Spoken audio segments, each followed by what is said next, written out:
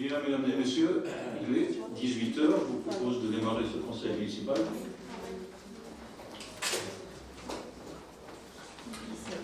Alors, sont absents ayant donné procuration.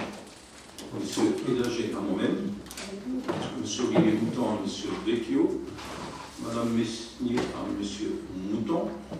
On a le droit d'avoir deux procurations, hein, je pense que pas. On n'a pas le droit d'avoir deux procurations. Il a son oui, mais du coup, c'est Monsieur Vecchio. C'est Monsieur Vecchio qui a procuration, puisque Monsieur Vecchio a procuration de Monsieur Mouton, et Madame Mesnier donne à Monsieur Mouton. Donc, j'imagine que on remonte à l'Aïtan. Alors, M. Ojekowski à M. Atmania, M. Charles à Mme Lallemand, et sont excusés. Alors, Mme Bouchinka est là, je suis ravi de la revoir parmi nous. Elle a le sourire, ça va très bien. Bien. Alors, Mme Maté, Mme Nassiri, Mme Nesni, donc qui avait donné procuration. Bien. Vous trouverez sur vos tables deux points supplémentaires que je vous propose de rajouter, si vous en êtes d'accord. Le premier étant l'instauration de la gratuité du parking du nouveau centre, à compter du 1er juillet, donc la semaine prochaine, la semaine, au 31 août. Le second point est un soutien à un projet d'éducation artistique et culturelle pour 3 écoles, dont le vernissage sera jeudi, il me semble. C'est ça. Pas d'objection. C'est la manière. Pas d'objection sur le soutien au vernissage. Sur la question de l'instauration de la gratuité du parking du nouveau centre, j'aurais bien aimé être informé au préalable. C'est quand même des points qui ont une incidence financière pour la collectivité qui méritent d'avoir un peu plus d'informations qu'un point supplémentaire. C'est mon avis. Est-ce que vous voulez? Moi, je pense que vous avez raison, mais si c'est un point supplémentaire, c'est qu'on a décidé sous proposition de M. Alain Letudier, et au vu des travaux, et ainsi que des événements commerciaux qui arrivent, de l'instaurer. Maintenant, évidemment, on pourra vous faire et j'ai les chiffres, on pourra vous faire un compte rendu sur l'année 2021 de ce qu'ont rapporté les différents parkings. Alors c'est vrai que c'est un point important qui a été aussi décidé face aux travaux au boulevard de Lorraine, parce que ça rend un peu complexe pour les commerçants, ça rend aussi complexe pour tous les gens qui veulent se garer. Donc c'était un geste de la collectivité. Ensuite, il y a tous les événements qui vont avoir lieu sur le mois de juillet et de août, et également effectivement les soldes. Donc c'est un peu un encouragement aux personnes qui viennent dans le centre-ville en disant on a mis à disposition un parking gratuit. Donc c'est vrai que la décision a été prise très, très récemment. Voilà. Mais c'est par rapport aux travaux surtout. Hein. Oui, c'est ça. Voilà, merci. Bien, en fin de séance, je répondrai à une question orale de M. Atmania qui m'a été transmise le 24 juin. En communication, j'ai un point je souhaitais vous informer sur un point qui a été porté un peu au grand public, alors qu'il n'aurait peut-être pas dû. Je m'explique. Donc j'ai été destinataire d'une lettre, ainsi que la presse, de la part de M. Atmania, sur la diminution et le remboursement d'une rémunération trop perçue. Sachez que le 3 mai, j'ai été informé par le chef de service de gestion comptable de la trésorerie rue du Lac d'une irrégularité de traitement d'IFSE et de rectifier immédiatement cette irrégularité. La maintenir engagerait la responsabilité de la responsable des finances et de moi-même. Madame la responsable des finances précise que la poursuite des versements irréguliers après audit doit être entérinée par une décision du conseil municipal sans assurance que la CRC acceptera cette décision. Pour moi, il n'était pas possible d'accepter et d'acter ces versements pour une raison évidente d'égalité de traitement envers les 290 autres agents. J'ai demandé de ne pas faire de remboursement des sommes injustement versées.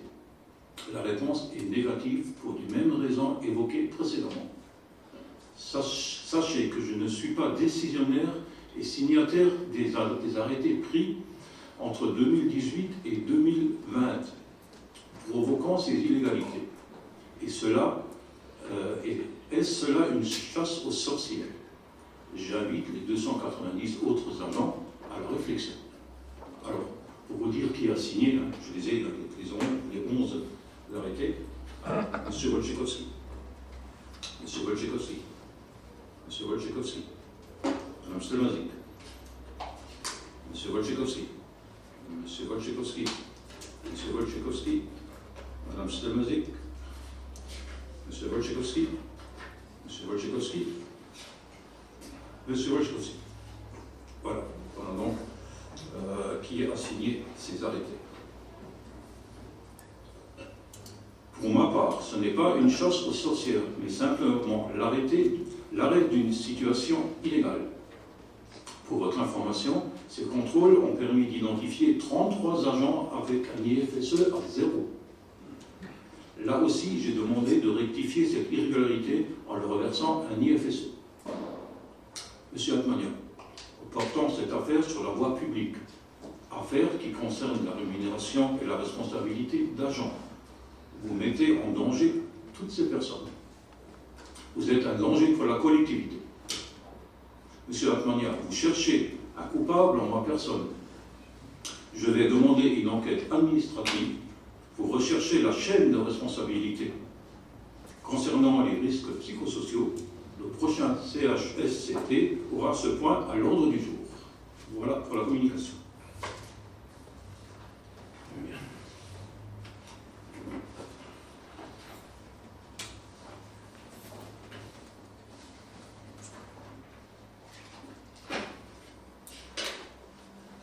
Point numéro 1.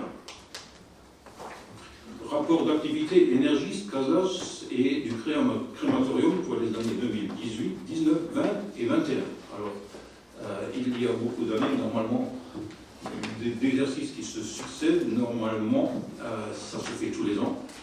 Mais on sait très bien qu'on a eu le Covid et voilà, donc ces rapports arrivent maintenant. Donc pour le crématorium, il s'agit de 2018, 2019, 2020 et 2021. Pour Énergis 2018, 2019, 20 et 21. Et la CASA, c'est 2018, 2019 et 2020. Voilà. La commission consultative des services locaux s'est réunie le 9 juin de cette année. Et donc, on vous présente aujourd'hui ces rapports qui vous convient de vous communiquer. Il n'y a pas de vote sur ce point-là. Pas de moi. Oui. Je teste quand même, alors je ne peux pas le faire sur un point de communication, mais comme vous m'avez directement interpellé, je vous demande un droit de réponse par rapport à la communication que vous avez faite avant le démarrage des points. Je ne l'accorde pas, c'est pas l'ordre du jour. C'est une grande vision de la démocratie. Voilà. Bien. S'il n'y a pas de questions sur le point à l'ordre du jour, le point numéro 1, je vous propose de passer au point numéro 2. Point numéro 2 qui concerne les comptes rendus des décisions prises par le maire dans le cadre des articles L21-22 et 21 et 22 et L21 22-23 du Code général des collectivités. Monsieur le Premier adjoint, vous avez la parole. Merci, monsieur le maire. Conformément aux dispositions des articles 21, 22-22 et 23 du Code général des collectivités territoriales, je vous rends compte des décisions prises en application des délégations que vous avez accordées à monsieur le maire par délibération du 11 juillet 2020, point numéro 4. Donc il s'agit ici, premier point, ce sont donc les conventions. Là, il n'y en a qu'une seule, c'est la convention concernant la Fondation 30 millions d'amis. Au deuxième point, vous avez l'ensemble des marchés à procédure adaptée, l'avenant et actes modificatifs avec les sommes. Au point numéro 3, vous avez la liste des opérations funéraires. Au numéro 4, vous avez donc les renonciations à l'exercice du droit de préemption.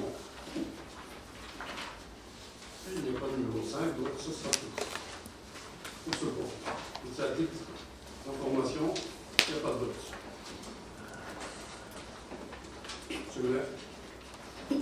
Bien. Il n'y a pas de vote, il n'y a pas de de questions, je vous propose de passer au point suivant, qui est le point numéro 3, avec la création de la société locale SPL pour modèle, appelé modèle construction durable.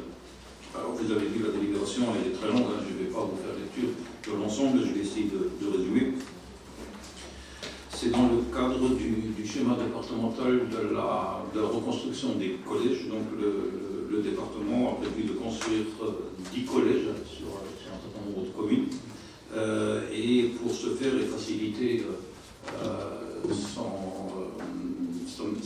mise en place, il veut créer une structure indépendante. C'est ça. Sans aujourd'hui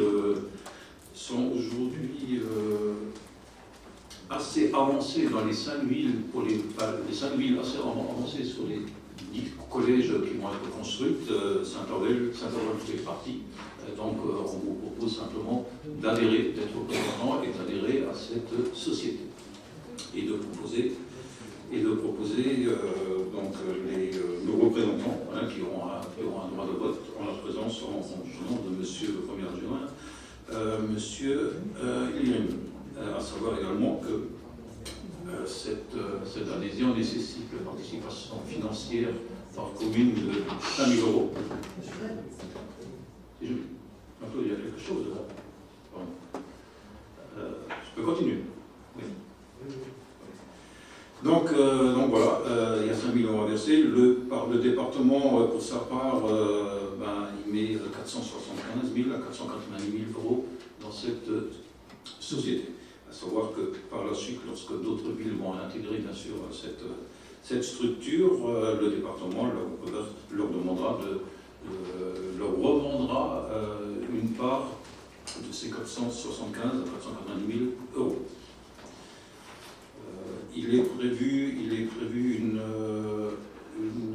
réunion au courant du mois de juillet, le 7 juillet. Donc pour avoir droit au vote, il faut s'assurer du versement, notre participation et donc du versement. Monsieur le premier adjoint sera d'accord, si vous êtes d'accord sur cette procédure-là. Enfin, monsieur le premier adjoint sera présent.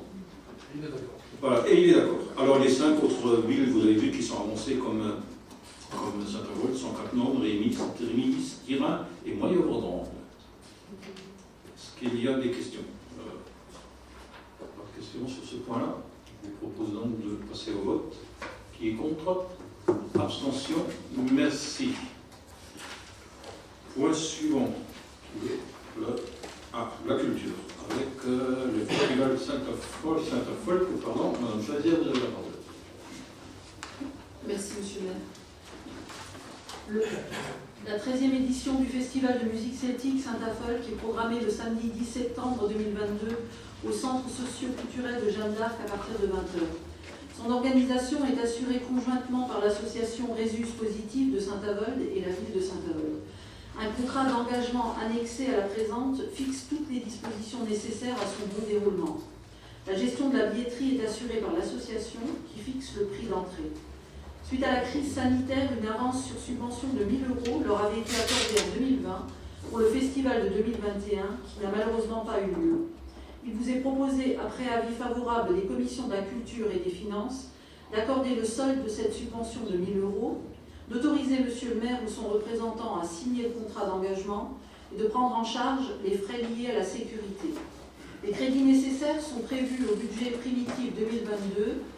Je dirais voilà, vous avez les points, donc je ne vais pas les lire. Vous avez également le contrat d'engagement qui est joint. Donc, voilà. Est-ce qu'il y a des questions par rapport à ce point? Donc, je passe au vote. Qui est contre? Qui s'abstient? C'est bon. Merci Raymond. Point suivant concernant l'association Arc-en-Ciel avec la modification du conseil d'administration. Monsieur Vecchio, vous avez le mot. Merci Monsieur le maire. Donc simplement à la suite de la démission de Sarah Bach, qui a été nommée au poste d'administrateur à l'association Arc-en-Ciel, donc il vous est proposé de faire cette modification par la personne de Virginie Spil, adjointe qui a repris donc le poste au conseil municipal.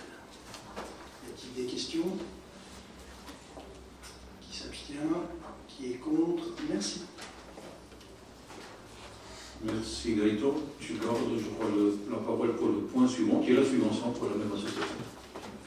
Voilà, concernant le budget de fonctionnement de l'association Arc-en-Ciel, conformément aux dispositions de la nomenclature budgétaire et comptable M14, applicables aux communes, les crédits relatifs aux subventions versées sont suivis du niveau auquel est intervenu le vote. Toutefois, le paiement de ces dépenses est subordonné à la production d'une décision individuelle d'attribution prise à l'Assemblée délibérante. Une avance de 50% de la subvention attribuée à l'association Arc-en-Ciel gestionnaire du multi-accueil en 2021, à hauteur de 290 000 €, soit 145 000 € avait été accordé le 2/12/2021 par délibération du conseil municipal afin de ne pas mettre l'association en difficulté en début d'année et lui permettre un bon fonctionnement. Aussi, vous est proposé à l'Assemblée délibérante d'accorder le versement du solde d'un montant de 145 000 € à l'association Arc-en-Ciel, gestionnaire du multi-accueil, conformément à la convention conclue à compter du 1er juillet 2005, jointe en index intervenu entre les deux parties. Les crédits nécessaires sont inscrits au chapitre 65, 64, 65, 74 du budget 2022. Y a-t-il des questions? Non. Je vais procéder au vote. Qui est contre? Qui s'abstient? Merci. Merci Gaëtan. Point suivant, concernant le scolaire, avec la restauration scolaire et la modification des tarifs des repas. Je m'inspire de la parole. Merci, Monsieur le maire. Vu le Code général des collectivités territoriales, vu le décret numéro 2009-553 du 15 mai 2009 relatif aux dispositions réglementaires du Code de l'éducation, vu la délibération du conseil municipal en date du 15 juillet 2021 fixant les tarifs revalorisés pour la restauration scolaire de l'année 2021-2022.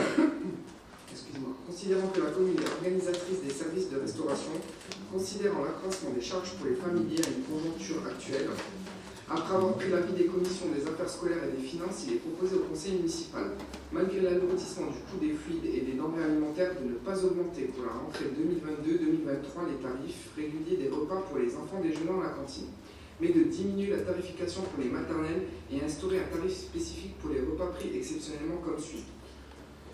Je vous laisse découvrir le tableau ci-dessous, c'est stipulé, les tarifs. D'autoriser Monsieur le maire à prendre les dispositions nécessaires à la mise en œuvre de la présente délibération. Y a-t-il des questions? Alors, Monsieur Atmaniel d'abord, et M. Brun après. Bon. Alors, par rapport à cette délibération, moi je dirais que si certains sont des dangers pour les collectivités, ben vous êtes un danger pour les familles navroyennes. Voilà.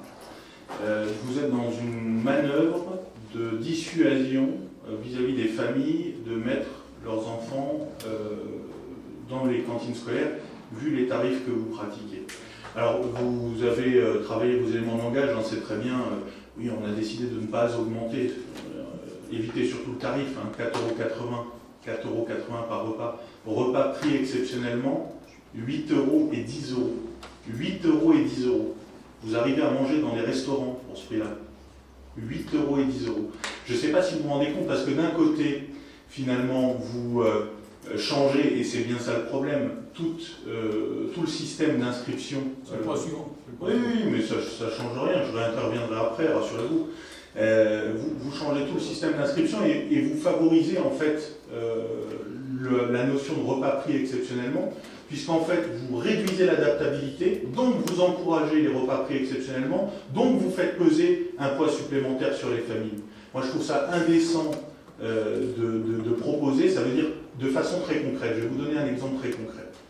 Une famille monoparentale, une mère qui travaille et qui n'a pas inscrit son enfant à la cantine pour l'année. On l'appelle le matin, on lui dit avant 9h, bah tiens, on voudrait te confier une mission d'intérim. Cette dame va normalement essayer de trouver une solution de garde pour son enfant entre midi.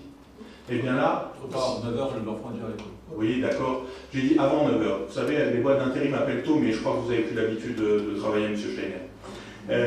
Tout ça pour vous dire que... Monsieur Armagnac, je peux pas vous laisser dire ça. Mais J'ai travaillé au fond de la mine à l'âge de 17 ans. Oui, Et vous oui. venez me dire ça. Oui, oui. Vous avez honte. Oui. Vous avez Moi, honte, monsieur Armagnac. moi, Taisez-vous, moi, taisez-vous, je vous enlève la parole. Non, Je vous coupe la parole. Vous ne me coupez Vous pas la sortez, parole. vous devenez... Vous ne me coupez Non, pas la parole. si je vous coupe la parole, le micro, je vous enlève la parole. Je ne coupe pas la parole. Je vous coupe la parole. Vous êtes... parole, Non. Vous vous rendez Non. ridicule. Non, c'est vous qui êtes faites ridicule. sang-froid. C'est vous qui êtes ridicule. Vous êtes plus bas que tout. Vous êtes plus bas que tout. Vous redescendez sur terre avec vos branches faux. Vous voulez donner de leçons aux autres, mais Buvez un peu d'eau, travaillez ça va bien. d'abord. Vous avez du mal, là, visiblement. Calmez-vous, ça va bien se passer, M. Steiner. Restez cool. Pour ramener Ça le va calme, bien. je suspends la séance pour 10 minutes.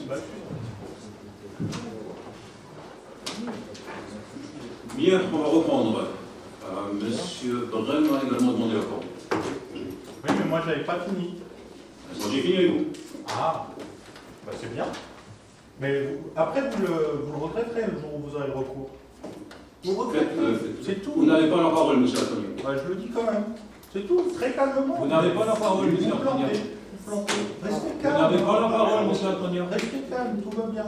Vous n'avez pas la parole, monsieur Gardez vos Armagnac. nerfs. Je suis très calme. Non, non. Vous Monsieur avez Brel, pas... Allez-y. allez, Bon, voilà. par respect, pour moi. Effectivement, Pour Jean-Claude Dougelot. pardon. Logiquement, il faudrait qu'on prenne tous les enfants qui veulent aller à la cantine. C'est prévu. Mais malheureusement, on n'a pas cette place. Déjà, problème.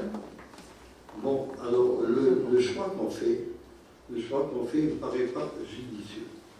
Parce qu'on prive les gens à bas revenus, ceux qui n'ont pas beaucoup de revenus, on prive leurs enfants de cantine. Parce qu'ils ne seront pas toujours en mesure de payer les frais. Bon, je sais, sur M. Koski, il les envoyait direct au CCAS. Il réglait le problème comme ça. Il réglait ce problème comme ça. À l'heure actuelle, ce n'est pas le cas. Bon, du fait qu'on n'applique pas le barème de la carte. On l'applique bien pour le périscolaire, pour l'appliquer. Alors ces gens-là pourraient aussi prétendre à mettre leurs enfants, du fait qu'ils sauraient qu'ils auraient les moyens, compte tenu de ce qu'ils percevraient de la carte, de pouvoir mettre leurs gosses à la cantine. C'est là que les choses ne collent pas. Donc, je vais répondre. Pourquoi on n'applique pas le même barème qu'au périscolaire pour l'instant? C'est comme vous l'avez dit, on n'a pas assez de place, on a déjà une quarantaine de dossiers en attente. Ça ne sert à rien d'en rajouter une soixantaine, puisque même si on leur offre le barème et qu'ils n'ont pas de place en cantine, ça ne sert à rien. Ça n'arrangera pas les choses. Et la résolution au problème, c'est comme déjà M. le maire l'a annoncé, on a un projet de nouvelle cantine où on pourra accueillir tout le monde, et à ce moment-là, on appliquera effectivement des coefficients, des barèmes. Mais là, systématiquement, on les exclut. Mais donnez-moi la solution, alors. Si vous avez une solution, d'où on les met, si on les met dehors, ou dites-le-moi. Ils peuvent prétendre comme les autres. Ils peuvent prétendre, puisqu'on est censé accueillir. Mais à quoi ça sert de le faire prétendre si on les laisse en attente et qu'il n'y a pas la place pour? Ça sert à quoi? Ça sert à rien. Au lieu d'avoir 40, on aura 80 dossiers en attente et 80 familles qui ne comprendront pas pourquoi on a fait ça si on n'a pas la place. Je ne sais pas. Voilà. Donc la solution, c'est d'attendre Je le comprends, je partage. S'il y a des familles qui sont en difficulté de paiement, alors il faut aussi comprendre déjà les familles des personnes qui travaillent, les enfants des personnes qui travaillent. Après, les personnes, on va dire, qui travaillent, on pense, enfin moi je pense, c'est évident de penser que ceux qui travaillent n'ont pas les mêmes difficultés que ceux qui ne travaillent pas. Et donc ceux qui ne travaillent pas ont peut-être plus de facilité à faire que les enfants mangent à la maison. Vous avez raison de dire que dans certaines familles, ils n'ont pas un bon repas. Et... Oui, aussi, bien sûr. Oui. Et le fait de pouvoir accueillir ces enfants-là aussi, ça leur permet d'avoir un repas équilibré, et au moins une fois par jour. Je suis d'accord avec ça. Mais comme Mme Spire vous dit, oui, si on change nos tarifs et que d'autres familles peuvent mettre leurs enfants, ça veut dire que ça fait des familles. Alors je ne sais pas si je m'explique bien, mais ça fera des familles supplémentaires qui vont déposer une demande de dossier. Et on sait très bien qu'on ne sera pas en capacité d'en prendre, parce que déjà aujourd'hui, on n'est pas en capacité de prendre tout le monde. Donc la première étape pour faire ça, c'est faire en sorte que nos cantines scolaires soient capables de faire plus de repas et faire plus de portage. Et c'est bien le projet qu'on a et qui a été confié à un cabinet d'architecture de façon à nous proposer une cantine qui offre ces possibilités-là. Et là, oui, évidemment, on le fera. Je tiens aussi encore juste une petite précision, c'est qu'aux alentours, il y a des villes où ils ont les repas beaucoup plus chers que nous. Il y a 6-7 euros, on n'est pas les plus chers. Voilà, juste pour information. Pas tous, non plus. Non. Renseignez-vous, monsieur. Bien, monsieur Bicot, souhaitez la parole. Juste une petite précision technique concernant la caisse d'allocation familiale. Entre midi, elle n'intervient pas sur le prix des repas. Elle n'intervient que sur la question de l'aide au mode de garde. Il n'y a aucune carte de France qui participe financièrement au repas. Ce qui voudrait dire que le coût du repas resterait du côté résiduel au niveau de la municipalité. Voilà, c'est ça le budget. Donc l'aide au temps libre entre midi et minuit, le temps de repas n'est pas considéré, en tout cas, il n'est pas pris en charge par la CAF. Voilà. Donc il faut savoir qu'après, en termes d'accompagnement, on doit être à 0,58 centimes de l'heure au niveau de la CAF, on est dans les zones là. Donc c'est pas grand-chose. Hein. Mais concernant les familles en difficulté, effectivement, c'est la démarche traditionnelle. Les familles qui en ont besoin peuvent venir solliciter le CCAS, puisqu'il y a un budget prévu pour. C'est dans ces conditions-là. Auquel cas, si ce n'est pas effectivement des fois sur la cantine qu'on peut intervenir, souvent il y a une demande complémentaire au niveau de l'énergie ou du loyer ou d'autres, où on peut faire des compléments. En tout cas, pour les repas, effectivement, ils peuvent aussi venir au CCS. Voilà. D'autres questions? Donc on passe au vote. Qui est contre? Qui s'abstient? Merci. Point suivant concerne toujours la restauration scolaire avec le règlement intérieur. Madame Spire, vous gardez la parole. Merci, monsieur le maire. Vu le Code général des collectivités territoriales, vu le décret et l'arrêté du 30 septembre 2011 relatif à la qualité nutritionnelle des repas servis dans le cadre de la restauration scolaire, considérant que la commune est organisatrice des services de restauration, considérant la nécessité de redéfinir les modalités de fonctionnement et d'inscription à la restauration scolaire, considérant le besoin de compléter les articles du règlement intérieur pour les usagers de la restauration scolaire afin que la pause méridienne puisse être un moment convivial pour les enfants, les animateurs, animatrices, accompagnateurs, accompagnatrices et les agents de cuisine. Considérant que le respect des consignes mais aussi celui des installations et du matériel nécessite le rappel de règles élémentaires de discipline, d'hygiène et de sécurité. Pris l'avis de la commission des affaires scolaires, il est proposé au conseil municipal d'adopter le nouveau règlement 6 juin qui annule et remplace le précédent, d'autoriser monsieur le maire à prendre les dispositions nécessaires à la mise en œuvre de la présente délibération. Y a-t-il des questions? De toute manière. Bon, maintenant que chacun a retrouvé ses esprits, tout va mieux, tout va bien. Posez vos questions. Oui, mais maintenant je vais prendre un peu mon temps et vous donner le fond de ma pensée. Alors, tout d'abord, monsieur le maire, si je vous ai offensé à titre personnel, je le regrette, ce n'était pas du tout le but de mon intervention. Donc, je regrette que vous l'ayez pris à ce point pour vous. Le but de ma remarque était simplement de vous dire que vous n'avez pas connu la situation vous-même d'une mère célibataire qui doit placer son gamin en urgence le matin pour aller travailler, par exemple, sur une mission d'intérim. Voilà quel était le but de ma remarque, et pas autre chose. Donc si vous l'avez pris pour vous, je m'en excuse. Mais ce n'était pas le but. Donc sur le règlement de la restauration scolaire, je m'y oppose également, pour la simple et bonne raison qu'aujourd'hui, vous enlevez de l'adaptabilité aux familles. C'est-à-dire que vous êtes dans un modèle qui, je le comprends bien, est plus pratique certainement de gestion pour les services, plus confortable pour la prévision des repas, etc. Mais ce n'est pas le but d'un service de cantine scolaire. Le but d'un service de cantine scolaire, vous parliez vous-même des gens qui travaillent. Alors déjà, la première chose que je vous dis, et qui, moi, m'a interpellé dans votre discours, on n'a pas le droit de faire de discrimination légalement entre les gens qui travaillent et ceux qui ne travaillent pas. Ils doivent être accueillis de la même façon. Donc ça, déjà, c'est une première chose. La deuxième chose, c'est que quand on parle de tarification, etc., alors oui, on n'applique pas le quotient familial, c'est une charge pour la collectivité. Bien évidemment, mais pour autant, appliquer le quotient familial, ça aurait permis de réduire pour certaines familles qui sont aujourd'hui à la cantine scolaire, le coût de la cantine scolaire, et ça aurait été un effort pour eux. Dans la période d'inflation qu'on traverse, rassurez-vous, ça leur aurait fait du bien. Ce n'est pas la décision que vous prenez. Sur le règlement, donc on perd aujourd'hui de l'adaptabilité,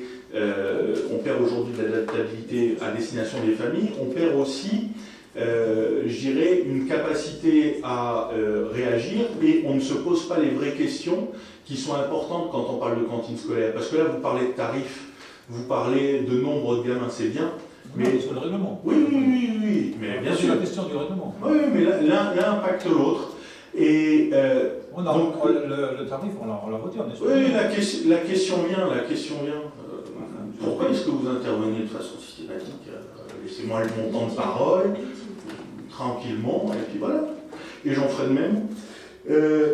Donc, la question qui est la suivante, c'est de dire à un moment donné, pourquoi est-ce que vous privilégiez votre organisation sympathique au service rendu aux familles? Et aujourd'hui, c'est le service rendu aux familles qui en pâtit. Et c'est pour ça que je le dis et je le redis, vous êtes un danger pour les familles naboriennes, parce que c'est à leur organisation que vous attentez. Voilà la seule vérité. Vous passez à côté des questions d'accessibilité du service public, parce que ce que vous proposez là, ça va tout simplement inciter des parents à dire, ok, avant, parce que concrètement avant, on s'inscrivait et on avait possibilité de cocher ou de décocher des jours. Voilà. Aujourd'hui, c'est, vous cochez et puis vous êtes entier pour le trimestre. Demain, si le gamin souhaite, pour le trimestre ou sur l'année d'ailleurs, demain, si les parents ont quelques événements exceptionnels ou au contraire, s'ils souhaitent réduire, parce que ça, c'est aussi la question du coût de la vie, à un moment donné, je me rends compte que j'ai plus les moyens de mettre mon gamin à la cantine, je veux réduire le nombre de jours. Je me suis engagé sur une durée, je me suis engagé sur une période, etc. On peut venir me demander des comptes. Donc ça crée de l'anxiété chez les familles. Vous dissuadez par ce nouveau règlement les familles d'adhérer au dispositif de la cantine scolaire.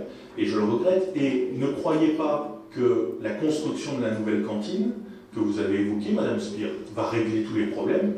Parce que c'est un effet mécanique. Je vous rappelle que Saint-Avold est une ville-centre. Plus il y a de places de cantine, plus il y a d'enfants qui adhèrent, et ça vous citiez, mais on est moins cher que dans d'autres communes. Vous citiez les autres communes. Allez voir aussi le comparatif des autres communes qui ont construit les nouvelles cantines scolaires. Vous augmentez le nombre de places, mathématiquement vous augmentez le nombre de demandeurs. Les gens viennent et ils s'inscrivent, parce que le service n'est pas rendu ailleurs. Et donc ça, il faudra aussi y penser, et à un moment donné, quand vous faites des différences entre les uns et les autres, les troisièmes et les quatrièmes, vous tapez à côté, et vous n'assumez pas le rôle de ville-centre de Saint-Avold. Donc voilà, mais ça, on avait vu que vous aviez abandonné depuis longtemps. Ce commentaire-là, vous pouviez le garder. Mais la parole. C'est comme ça. Voilà, donc, on a choisi ça pas par complaisance pour que le service ait moins de travail ou... C'est pas ce que j'ai dit. C'est plus ou moins ce que vous avez dit. Voilà, détourné, mais c'est ce que vous avez dit. Non. Je pense qu'il faut sérieusement que vous revoyiez vos formulations, tout comme vos propos à l'encontre du maire. Comme vous avez voulu détourner. Bref. Vous voulez que je vous plaigne? Je vais vous répondre. Vous voulez que je vous plaigne? J'ai entendu là-dessus, Madame Spire, que la parole. Vous voulez des explications ou vous les voulez pas? Mais j'attends. Donc on a fait ça pour justement essayer de ne plus avoir de dossiers en attente. On a 40 dossiers en attente, donc on essaie de faire au mieux. Donc la solution était d'enlever la formule à la carte. D'ailleurs, au collège ou après au lycée, il n'y a pas la formule à la carte non plus. Je vais donner un exemple type. On a 436 places de cantine. Sur le mois de mai, en moyenne, on a servi 231 repas par jour. Du fait que les gens peuvent décocher en ayant 40 dossiers en attente. Donc on pénalise les gens qui sont en attente pour une formule à la carte il y en a qui ont l'utilité et il y en a qui n'ont pas vraiment l'utilité. Voilà. Et pourquoi vous n'avez pas justement, puisque vous dites, on a un différentiel entre le nombre de repas servis et le nombre de places disponibles d'inscrits, et on a 44 dossiers. Pourquoi est-ce que vous ne trouvez pas un système pour intégrer ces 44 dossiers, ou en tout cas leur proposer une intégration au fil de l'eau? Mais parce qu'il n'y en a pas avec ce système. Vous avez rien compris comme ça, Marchand, à mon avis, là. Alors, avec votre truc, vous n'avez rien compris. Rassurez-vous, j'ai bien compris. Non, je pense pas. J'ai bien compris. Sur la remarque que vous voulez faire, je vois que vous n'avez rien compris. Vous avez pas Si, compris. si, j'ai tout à fait compris. J'ai tout à fait compris. Mais vous stigmatisez, M. Steiner. Non, mais vous n'avez pas compris, parce que les gens, ils décochent. parle d'elle-même. Non. Les gens, ils décochent le soir même à 17h. Non, mais je sais bien que les gens décochent, mais ce que je veux dire par là, c'est qu'à un moment donné, vous le savez aussi comme moi, vous avez deux phénomènes. Soit vous avez des gens qui décochent entre guillemets en dernière minute, soit vous avez des gens qui, en fonction de leur planning professionnel notamment, moi j'écoute les gens, certains me disent « Ah mais moi je suis posté et j'ai mon planning de poste par exemple tous les 15 jours. Et tous les 15 jours je change de poste. » Et bien le type, tous les 15 jours, il fait son cochage en fonction du poste qu'il a et est-ce qu'il peut accueillir la dispo de son gamin. Donc là, à partir de ce moment-là, il y a quand même des fenêtres de tir. Donc ça, vous ne pouvez pas généraliser le système de décochage en disant, vous l'avez dit vous-même, vous dites, il y a des familles qui en ont l'utilité et d'autres qui n'en ont pas. Mais ça, c'est une vérité. Il y a des abus, ça c'est clair. Moi, je pense qu'il aurait peut-être fallu penser à dire, voilà, quand vous avez coché pour toute l'année, vous dites, moi, mon gamin mangera 4 repas par jour. Et que vous vous rendez compte qu'au final, le type, toutes les semaines, il décoche les 4 repas, il en prend qu'un ou deux, et voire parfois il n'en fait pas, il n'en prend aucun, on va dire, écoutez, soit vous êtes des inscrits de la santé scolaire parce que vous ne rentrez pas, soit vous payez une pénalité. Mais je pense Allez, arrêtez. Allez, vous êtes en train de vous enfoncer. Non, c'est juste une proposition. Monsieur Justo a demandé la parole. Simplement sur la cantine, ce qui n'est pas une affaire simple pour aucune commune. Il n'y a pas une commune pour qui la cantine c'est facile. Il n'y a pas pour une commune la gaieté de laisser des enfants sur le trottoir quand il faut manger à midi. Je ne crois pas. Et non, ça ne serait pas là-dedans. Je ne crois pas du tout. Par contre, vous êtes face à une équipe humaniste. Bien entendu, quand il y a un cas particulier, et ça a été le cas cette année, les choses sont entendues, entendables et sont rectifiées. Donc les gens ne sont pas laissés pour compte quand il y a une tuile, quand il y a une maman qui est hospitalisée d'urgence et qu'il faut inscrire les gamins, quoi qu'il en coûte. J'en veux pour preuve tous les appels que les différents élus ont. J'ai une tuile, je dois mettre mon petit-fils, ma petite-fille à l'école, vous pouvez agir, comment on fait. Donc ça, c'est toute l'année. Et le delta de repas qui est là, ça veut dire c'est un stock d'aliments que la municipalité doit jeter. Le problème, il est là. C'est qu'à un moment donné, ça a un coût pour la collectivité. Du côté moral, c'est du gaspillage. Donc, à un moment donné, c'est vrai que les personnes qui peut-être avaient abusé, aujourd'hui, on demande de rectifier les choses dans les services. Mais je pense qu'au mieux, en tout cas les agents, ils essaient d'y répondre vraiment au mieux. Voilà. Donc, ce règlement-là, cette manière de procéder, peut-être que ce n'est pas l'idéal, mais on va le vérifier. Donc on le vérifiera et on agira en conséquence d'ici la fin de l'année ou au milieu de l'année. Tout simplement. Bien, est-ce qu'il y a d'autres questions? Oui, madame Messager. Moi, je voulais juste dire, donc, je m'absentais, j'en ai parlé avec Mme Spire et vous-même, je ne reviendrai pas sur le sujet. Par contre, après, effectivement, j'ai une enfant au collège, une enfant au lycée. Si elles ne vont pas, je paye la cantine quand il arrive. Voilà. Alors, on a aussi, alors il y a collège, lycée, mais il y a aussi d'autres villes qui ont des cantines pour les primaires. Ils fonctionnent au trimestre ou à l'année. Ils ne fonctionnent pas à la carte. Et les représentants des parents d'élèves qu'on a reçus et à qui on a expliqué, parce qu'il faut expliquer pourquoi, on a expliqué, ont très bien compris et ils nous ont donné raison. Madame Spire, passez au vote. Donc qui est contre? Qui s'abstient? Merci. Point suivant, point numéro 9, avec le périscolaire et la modification des tarifications en l'absence de M. Mouton, qui c'est qui nous présente, c'est Virginie. Vu le Code général des collectivités territoriales, considérant que la commune est organisatrice des services d'accueil périscolaire dans les différentes écoles de la commune pour répondre aux besoins des familles. Considérant la prise en compte des revenus des foyers pour la qualification des familles domiciliées dans la commune de Saint-Avold, mais aussi des communes extérieures. Rappelant l'organisation des accueils périscolaires dans les différentes écoles de la commune avant et après la classe. gratuitement matin à partir de 7h30, midi de 11h45 à 12h15, soir de 16h à 16h15, payante soir de 16h à 18h. Les inscriptions sont enregistrées par le service scolaire en début d'année scolaire. Les familles planifient leurs besoins directement sur la plateforme dédiée Kiosque Famille et ils règlent leurs factures mensuellement en fonction de la fréquentation mensuelle de leur enfant. Aussi, malgré l'évolution de l'indice INSEE des prix à la consommation et la non-augmentation des tarifs depuis 2014, après avoir pris l'avis des commissions des affaires scolaires et des finances, il est proposé au conseil municipal de ne pas augmenter pour la rentrée 2022-2023 la tarification actuelle de l'accueil du soir, mais de répartir les tarifs en 9 tranches de caution familiale contre 3 actuellement, afin de permettre à toutes les familles de fréquenter des accueils périscolaires et lutter contre l'inégalité sociale comme suit. Vous avez les tables aussi dessous. D'autoriser monsieur le maire à prendre les dispositions nécessaires à la mise en œuvre de la présente délibération. Y a-t-il des questions? On passe au vote. Qui est contre? Qui s'abstient? Merci Madame Spire. Le point suivant, je pense que c'est aussi vous. C'est ça. Alors, qui concerne l'accueil périscolaire et la mise à jour du règlement intérieur. Vu le Code général des collectivités territoriales, considérant que l'accueil périscolaire est un service municipal de la ville de Saint-Avold à caractère social et éducatif, dont la finalité est d'accueillir les enfants scolarisés au sein des écoles maternelles et élémentaires publiques de la commune avant et après la classe. Considérant la nécessité de compléter les articles du règlement intérieur pour les usagers des accueils périscolaires, afin que les séances puissent être un moment convivial pour les enfants et les animateurs-animatrices. Considérant que le respect des consignes, mais aussi celui des installations et du matériel nécessite le rappel de règles élémentaires de discipline, d'hygiène et de sécurité. Pris l'avis de la commission des affaires scolaires, il est proposé au conseil municipal d'adopter le nouveau règlement 6 juin qui annule et remplace le précédent, d'autoriser monsieur le maire à prendre les dispositions nécessaires à la mise en œuvre de la présente délibération. Y a-t-il des questions? Ça va venir. Oui, j'ai été un peu interloqué par la formulation de la délibération.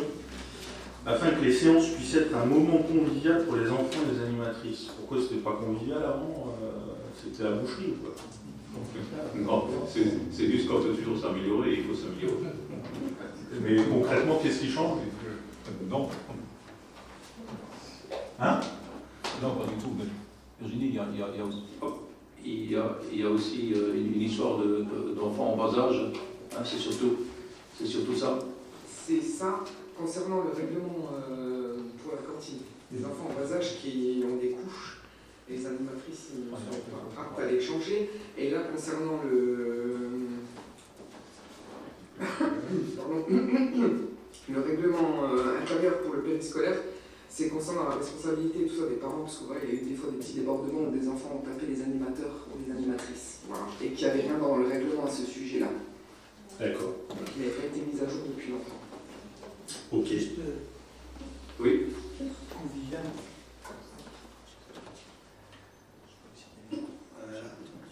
Le mot convivial, c'est juste du jargon, hein, tout simplement. Dans tous les projets pédagogiques, on va parler de convivialité, ça veut dire que c'est moins bien avant. Oui, je sais, mais la formulation, c'était pour que les séances puissent être un moment convivial. Donc je me suis dit, avant, elles n'étaient pas. On met plus. On met un plus centre. D'accord. Donc on passe au vote. Qui est contre? Qui s'abstient? Bien, merci Virginie. Point numéro 12 concernant la session d'intérêt. 12 non, on a ce terrain. Ah oui, oui. Alors, c'est un terrain, oui. La session d'un terrain communal à la Casas. Donc ici, se suivent tous les deux. C'est à côté du parking et après, c'est le nouveau parking de l'autre côté avec une régularisation. Monsieur Guérin, vous avez la parole. Merci, monsieur le maire. Donc, en effet, c'est une régularisation sur les parcelles de covoiturage. Donc, je ne vais pas vous lire les points. C'est simple, nous avions déjà délibéré en décembre 2020. C'est les parcelles que nous avions cédées à la communauté d'Aglo pour créer des parkings de covoiturage. Donc, à titre d'information, c'est parce qu'en fait, dorénavant, le juge du livre foncier demande les parcelles exactes. Donc, c'est pour ça que nous tenons à vous informer sur les parcelles avec les surfaces. Voilà, c'est un titre d'information, il n'y a pas de vote. Le point suivant tout de suite. Le point numéro 12, c'est exactement la même chose. Pour l'autre parking, c'est le parking, c'est le premier en fait. Donc le 12 concerne le premier parking et le 11, c'est le deuxième parking. Bien. Point numéro 13, avec l'instauration du droit de préemption sur les fonds artisanaux les fonds de commerce et les baux commerciaux. Monsieur le Premier adjoint, vous avez la parole. Merci. Donc, en date du 15 octobre 2018, la commune de Saint-Avold a signé une convention au cadre pluriannuel concernant le dispositif Action Cœur de Ville. Un avenant à cette dernière a été signé par le préfet de la Moselle et les partenaires le 26 avril 2021. Le dit avenant instaure un périmètre d'opération de revitalisation du territoire, ORT, conférant ainsi de nouveaux droits juridiques et fiscaux en son sein. Le périmètre en question a pour objectif de renforcer l'attractivité commerciale au centre-ville, de favoriser la réhabilitation d'habitat, de mieux être le foncier, de mieux maîtriser le foncier, et faciliter les projets à travers des dispositifs expérimentaux. À l'intérieur de celui-ci, peut être instauré un droit de préemption sur les baux commerciaux et fonds de commerce et artisanaux. Il permet à une commune de se porter acquéreur prioritaire des biens commerciaux et artisanaux en voie d'aliénation, s'ils sont situés dans le périmètre de sauvegarde du commerce et de l'artisanat de proximité, préalablement défini. Le but étant de conserver leur affectation commerciale et artisanale et par là même de pérenniser la présence de ces commerces et activités artisanales dans le centre-ville. Ce droit de préemption permettra d'agir concrètement en faveur de la diversité commerciale en préservant les activités dont la pérennité est menacée d'une part et en favorisant l'implantation de nouveaux commerces et activités artisanales d'autre part. Par ce biais, les fonds acquis doivent être rétrocédés dans un délai de 3 ans à un commerçant ou artisan. Pendant ce délai et dans l'attente d'un repreneur, le bien peut faire l'objet d'une convention précaire non soumise au statut des baux commerciaux. Toutefois, pour qu'il y ait une procédure de droit de préemption, il est nécessaire d'une part de déterminer un périmètre de sauvegarde du commerce et de l'artisanat de proximité dans la commune, et notamment sur des secteurs jugés prioritaires, et d'autre part d'établir un rapport analysant la situation du commerce et de l'artisanat de proximité à l'intérieur du périmètre choisi, ainsi que les menaces pesant sur ceux-ci. Le projet d'instauration du droit de préemption a été transmis pour avis aux chambres consulaires. Donc je ne vais pas vous lire tous les visas qui sont en dessous. Je vais vous demander de donner donc délégation à Monsieur le maire pour exercer au nom de la commune le droit de préemption sur le périmètre retenu, conformément à l'article L 2122-22 du Code général des collectivités territoriales, étant précisé que Monsieur le maire rendra compte au conseil municipal des décisions en la matière. Donc d'autoriser Monsieur le maire ou son délégué à signer tous les documents relatifs à ce dossier. Y a-t-il des remarques ou des questions? Oui, Monsieur le Président. Alors, sur ce sujet, le droit de préemption commerciale, moi je pense que vous vous trompez d'outil. Alors, pour plusieurs raisons. La première, c'est que pour préempter, il faut avoir inscrit des fonds au budget. Donc ça veut dire que il y a deux solutions. Soit vous préemptez des tout petits locaux à 20, 30, 40 000, 50 000, 60 000 euros. Vous allez peut-être trouver la disponibilité budgétaire dans l'année. Sinon, il faudra chaque année mobiliser une somme au budget qui sera utilisée ou non pour réaliser la préemption. Donc ça, c'est un premier point. Je pense que sur le plan budgétaire, sur des opérations d'envergure, ça peut vite bloquer. En tous les cas, des opérations qui peuvent impacter, parce que vous citez notamment des locaux donc entre 300 et 1000 m². Un local de 1000 m² qu'on préempte, ça représente déjà une somme, une inscription budgétaire relativement conséquente. Juste, je ne pense pas qu'il y ait beaucoup dans l'ORT des locaux de 1000 m². Ah non, mais c'est la dérive. Non, mais c'est bien. Vous dites entre 300 et 1000 m². Moi, je parle de raison.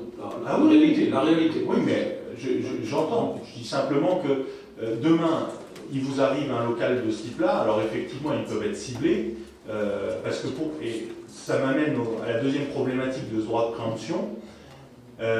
Quand vous parlez d'un droit de préemption, il faut qu'il y ait une vente d'abord. Vous ne préemptez pas un bâtiment qui n'a pas prévu d'être vendu. Donc ce qui veut dire que pour véritablement le jour où vous voulez mettre la main sur un local commercial sans attendre que le vendeur souhaite s'en séparer, il faudra passer par un autre dispositif. Et cet outil-là ne sera pas pertinent. Moi, ce que je vous aurais proposé je dirais en dehors de ce que vous nous avancez aujourd'hui, c'est plutôt dans le cadre du PLU, puisqu'on a engagé une révision du PLU lors du dernier conseil municipal, alors qu'il va s'étendre bien évidemment, mais plutôt d'inscrire dans le PLU l'interdiction de principe de changer la destination d'un local commercial. Parce que ça, c'est aussi une problématique qu'on rencontre dans les centres-villes, d'avoir parfois des locaux qui sont à destination commerciale et qui subissent un changement pour devenir de l'habitation, et c'est généralement là... C'est là où c'est le point, vous avez raison. Et c'est généralement là que les vitrines et le bas des commerces sont dénaturés. Donc, à mon avis, c'est ce point-là, dans le cadre du PLU, qu'il aurait fallu amender, dans le cadre de la révision du PLU. Dernier point sur ce sujet, ça peut aussi avoir un effet, l'instauration des droits de préemption, un effet bloquant sur le marché des cessions de baux ou des cessions de locaux commerciaux, puisque certains propriétaires ne voudront pas s'en séparer à un tarif, puisque qui dit droit de préemption et qui dit achat par une collectivité dira toujours estimation des domaines, sauf quand on se situe en dessous de 150 000 €. Donc automatiquement, certains vendeurs préféreront parfois retirer le bien de la vente plutôt que de le vendre à plus bas coût, ou en tout cas au prix des domaines à la collectivité. Donc potentiellement, ça peut aussi avoir un effet bloquant de ce point de vue-là.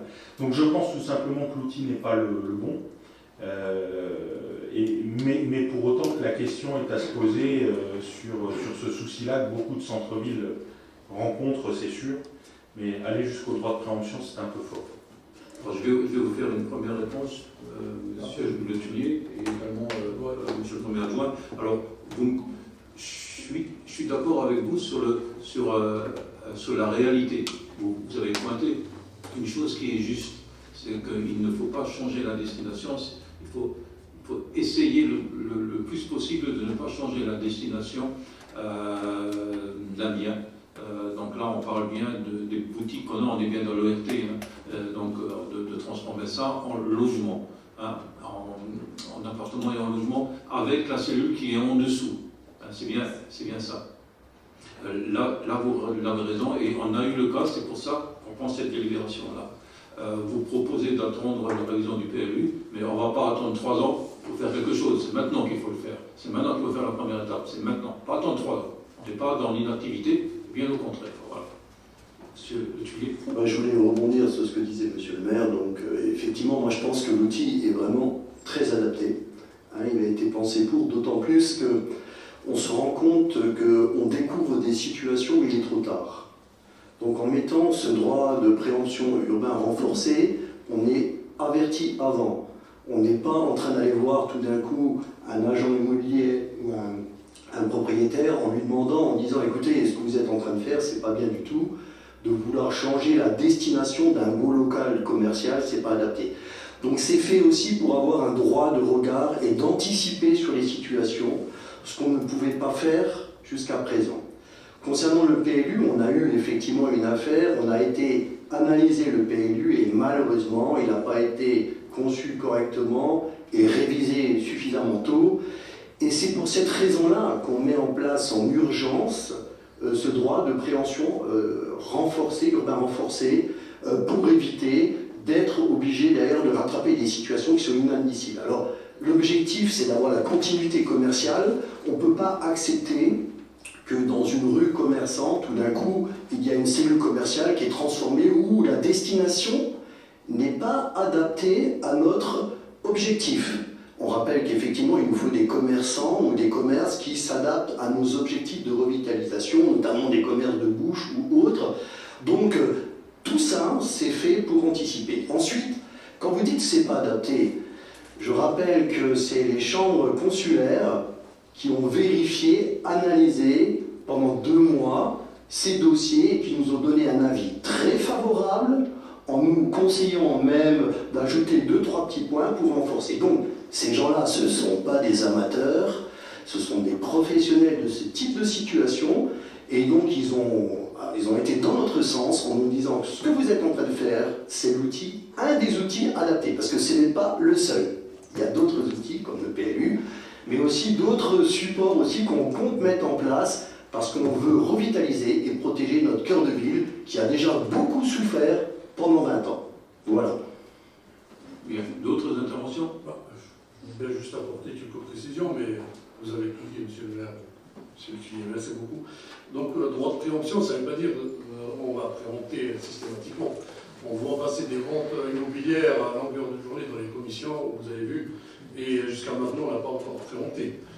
Donc, ce n'est pas systématique, c'est juste pour être informé de ce qui se passe, de ce qui arrive au niveau du commerce, et intervenir le cas échéant, s'il y a besoin. Donc, moi, je pense que c'est un bel outil, quand même, qui permet à la collectivité d'être au courant de ce qui se passe au centre-ville. Sinon, mis à part ça, on a dit, il y a la nécessité d'intervenir si jamais il y a un changement de destination. Bon, on a déjà le droit de l'urbanisme qui nous permet d'arrêter si jamais il y a un changement de destination, mais le renforcer, je pense que c'était bien, et puis les chambres consulaires ont suivi l'avis, donc je pense que c'est un outil adéquat. Voilà. Très bien. S'il n'y a pas d'autres remarques ou de questions, je passe au vote. Qui est contre? Qui s'abstient? Merci. Merci, monsieur Guérin. Point suivant, avec une bonne nouvelle, avec la cession d'un terrain communal situé rue de Montréal en vue de la construction d'un centre de santé. Monsieur Brel, vous avez la parole. La SCI États-Unis, représentée par son gérant, le Dr Belkir Chadi, ayant son siège social 1 rue Jean-Marie de Conti à l'hôpital et agissant pour le compte de l'association à but non lucratif du groupement médical de soins immédiats, GMSI, a sollicité l'acquisition d'un terrain communal situé rue de Montréal en vue de la construction d'un centre de santé polyvalent. Les centres de santé sont des structures sanitaires de proximité dispensant des soins de premier recours et pratiquant à la fois des activités de prévention, de diagnostic et de soins au sein de son établissement. L'objectif est de participer activement à la permanence médicale du territoire, de lutter contre les désertifications médicales et contre l'exclusion sociale. Les activités des centres sont notamment les soins programmés, médecine générale et consultations spécialisées. Les soins non programmés, soins primaires d'urgence, adultes et pédiatriques. Les plateaux techniques tels que la radiologie, mammographie, échographie et laboratoire d'analyse médicale.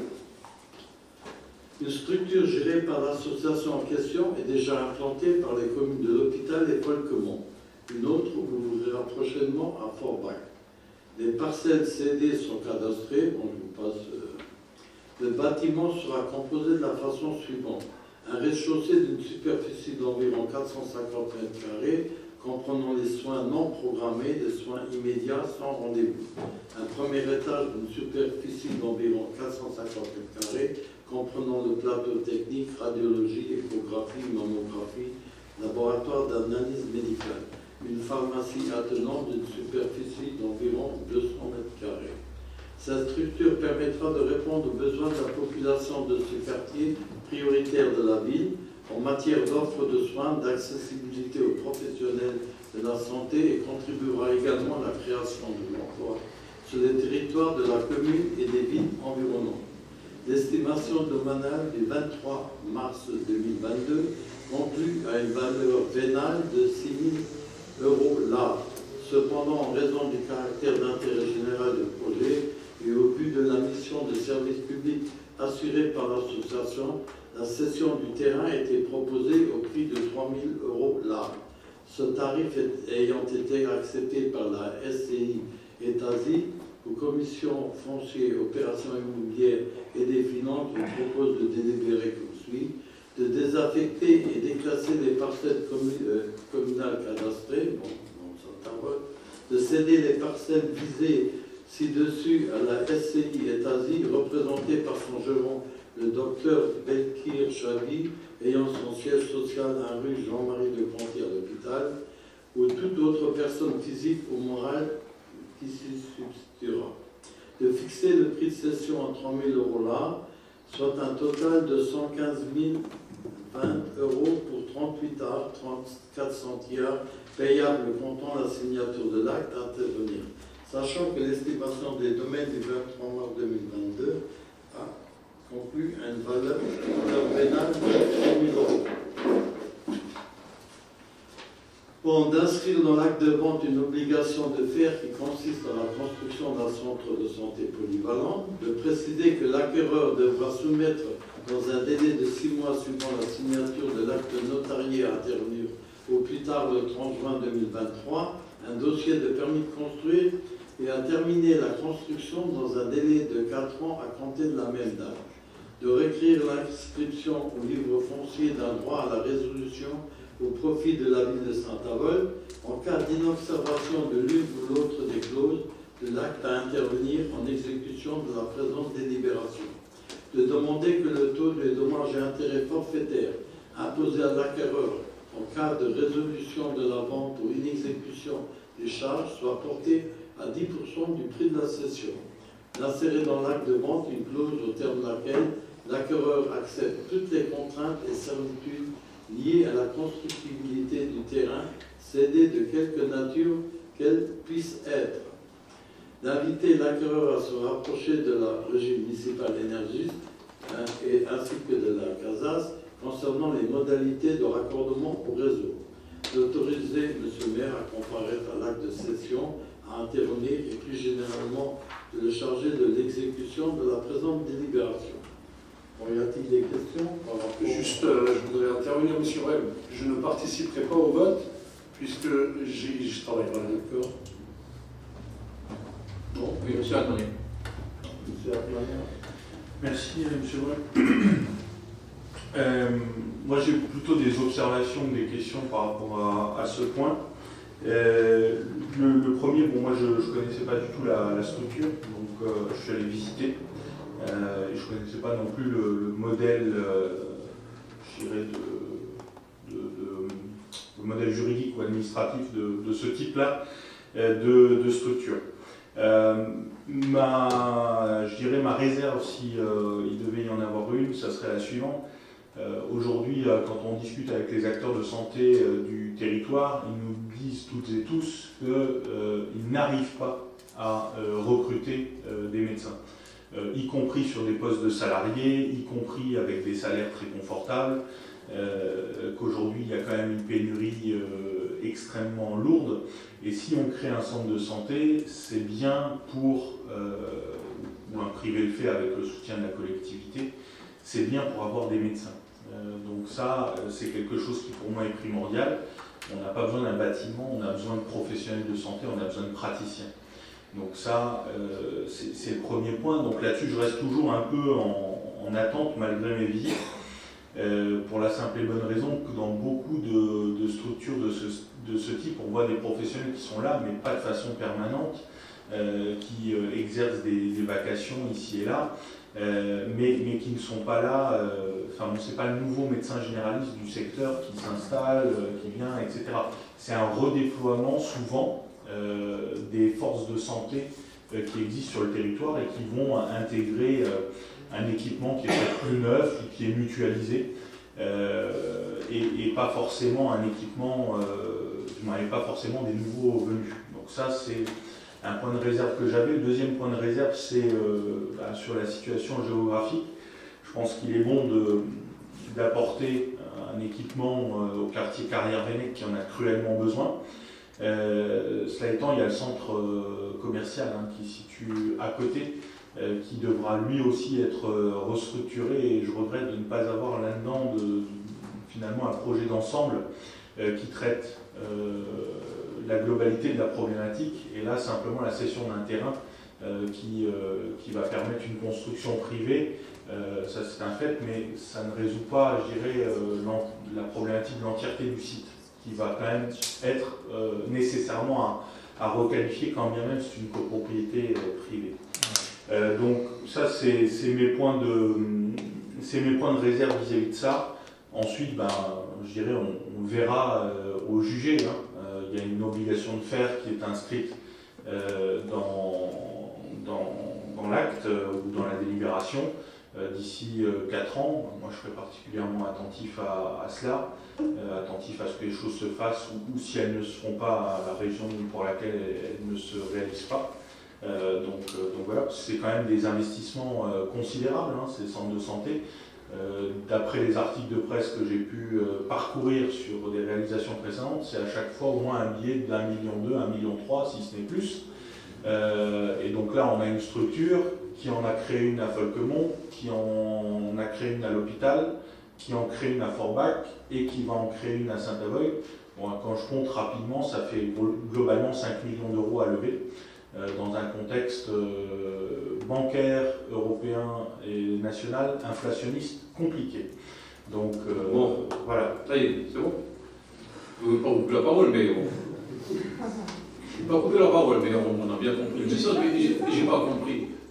J'ai été sympa, hein, pourtant. Oui, très bien, mais vous êtes. Donc, vous avez des réserves, donc vous allez vous abstenir ou. Effectivement, alors.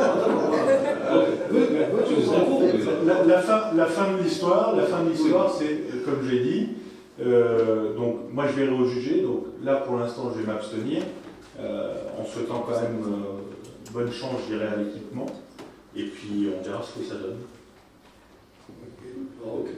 D'autres interventions? Madame Chalmaz, écoute. Oui, je voulais juste demander, la pharmacie, c'est celle de nos collines? Oui. D'accord, merci. Oui, elle a demandé à intégrer ce qui est normal, ça paraît oui. C'est comme ça que marchent les pharmacies, elles se rapprochent le plus possible d'un médecin ou d'un groupement de médecins ou d'un centre de santé. C'est mieux. Merci. Monsieur Vecchio. Oui, donc c'est vrai que sur la forme du projet, je trouve intéressant, c'est un modèle économique particulier, intéressant, complémentaire aux hôpitaux qu'on connaît, aux cliniques qu'on connaît. La question de la télémédecine est installée également. Je pense qu'effectivement, la grande question, c'est de savoir combien de types de médecins vont arriver sur le territoire, mais c'est forcément une structure qui fera un appel d'air.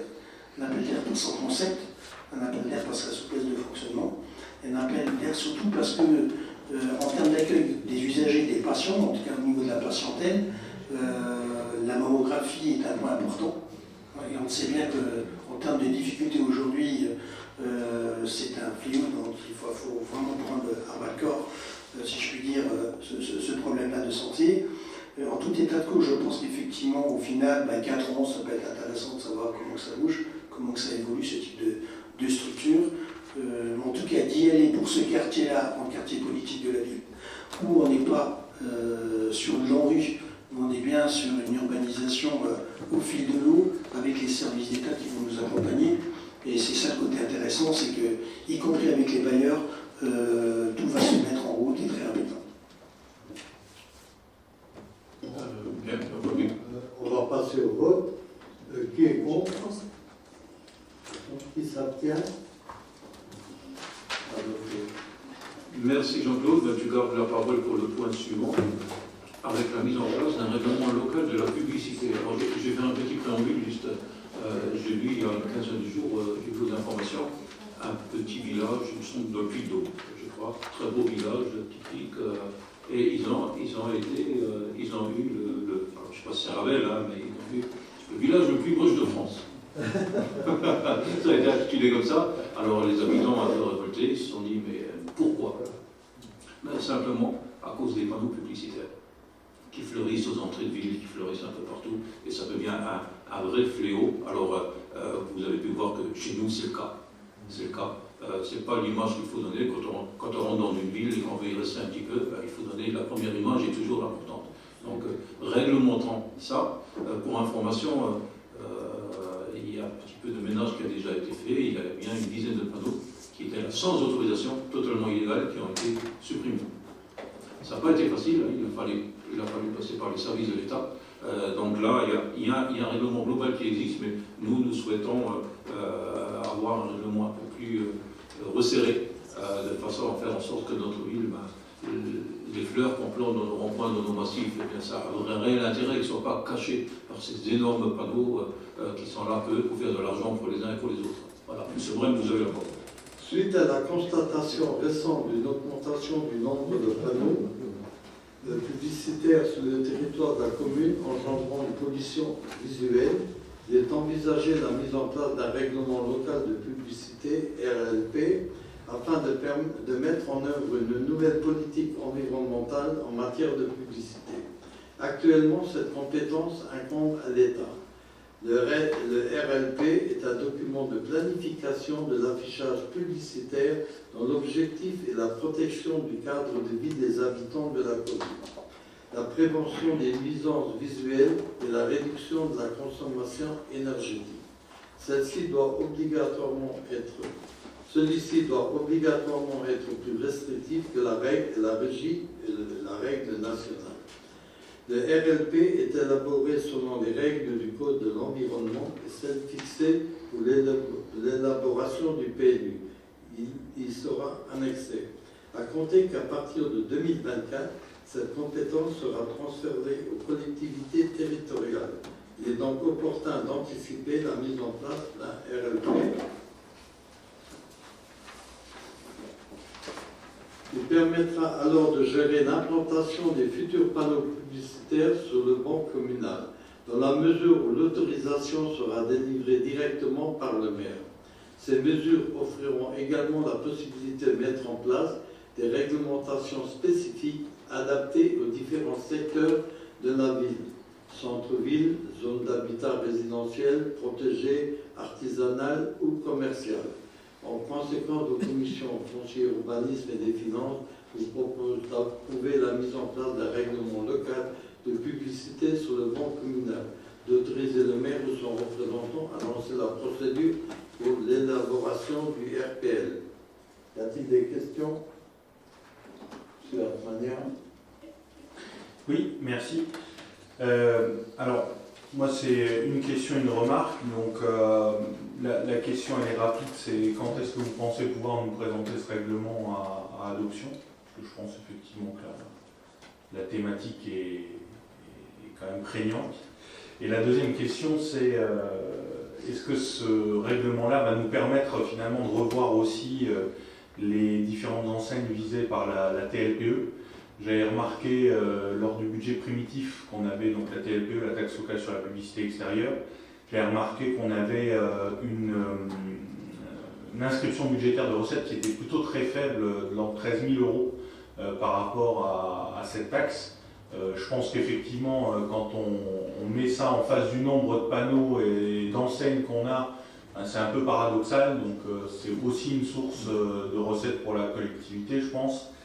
Et donc il faut nécessairement que la mise en place du règlement puisse aussi entraîner la mise en place, la révision des tarifs par rapport à cela. La réponse est toute simple, laissons les services travailler.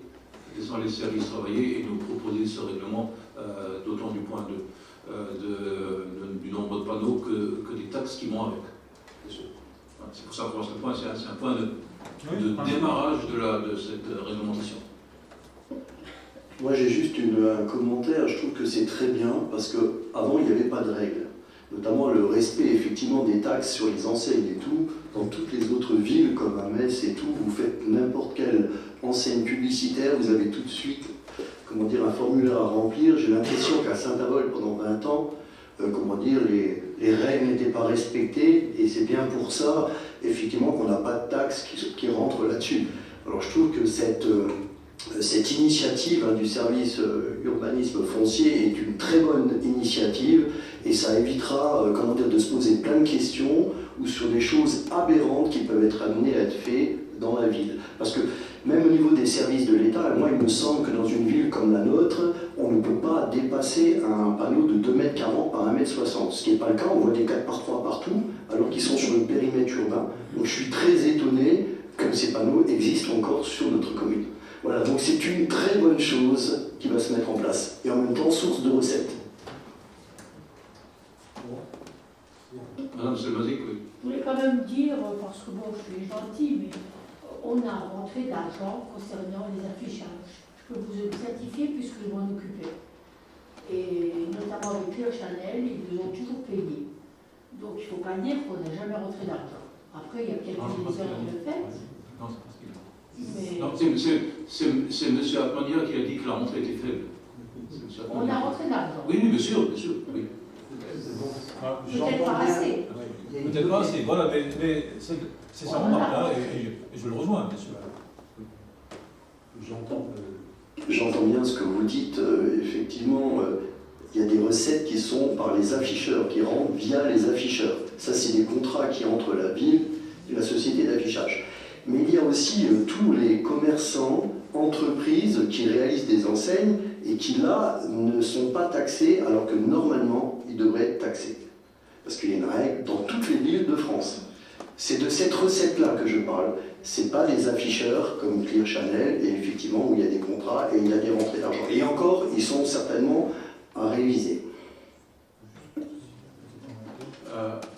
Monsieur Léry, et puis juste par rapport aux panneaux devant les vitrines, enfin les vitrines des commerçants aussi, c'est pas unifié. Quand vous regardez, vous avez des panneaux bleus, jaunes, verts, alors qu'on est quand même dans une ville où il y a des bâtiments protégés par les archives des bâtiments de France.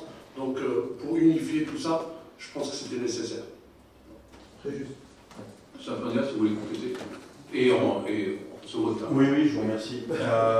Non, alors juste, je voulais préciser par rapport à ce que tu disais là.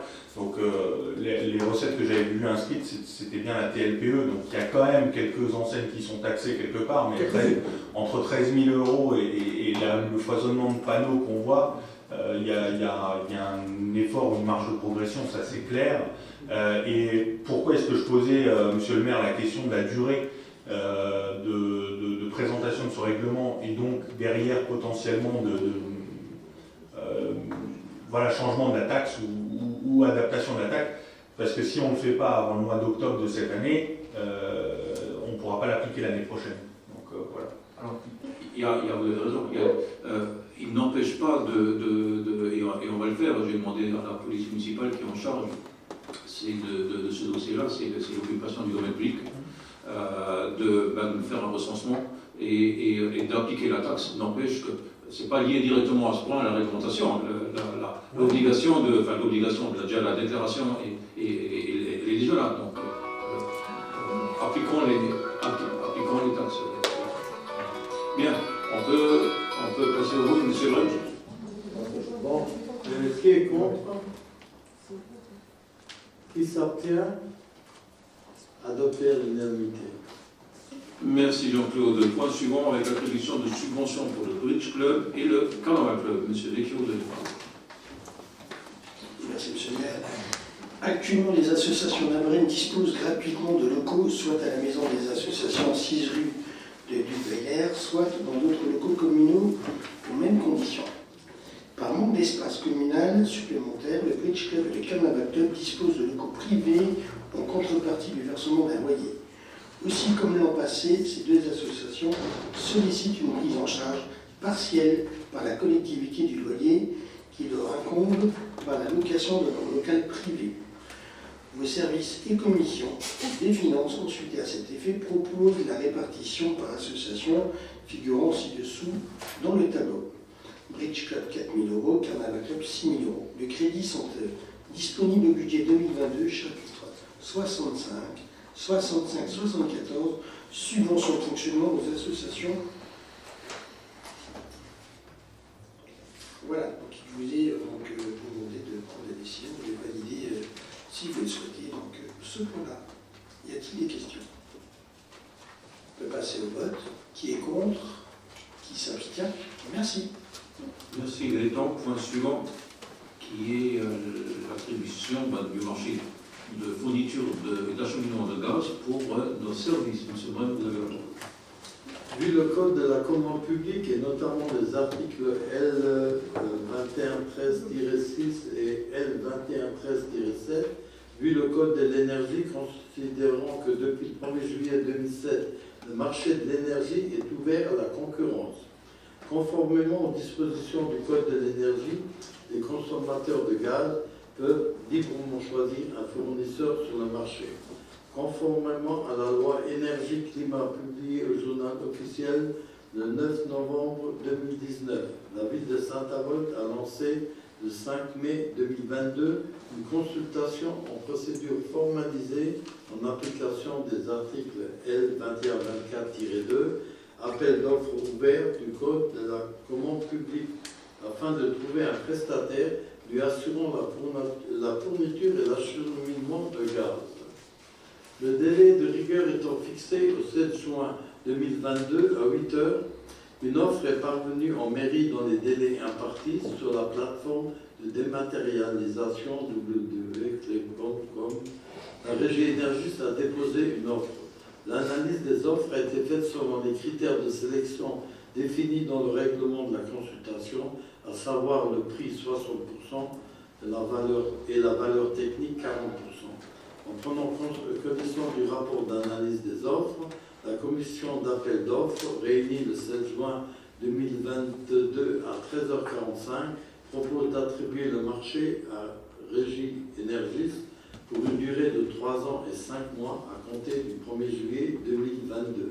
Les crédits seront inscrits au budget primitif 2022 et suivant. Votre Assemblée est appelée à ce jour à valider l'avis de la commission d'appel d'offres quant à l'attribution du marché à Régie énergiste. Autorisez, Monsieur le maire, à comparer la signature du dit marché. Y a-t-il des questions?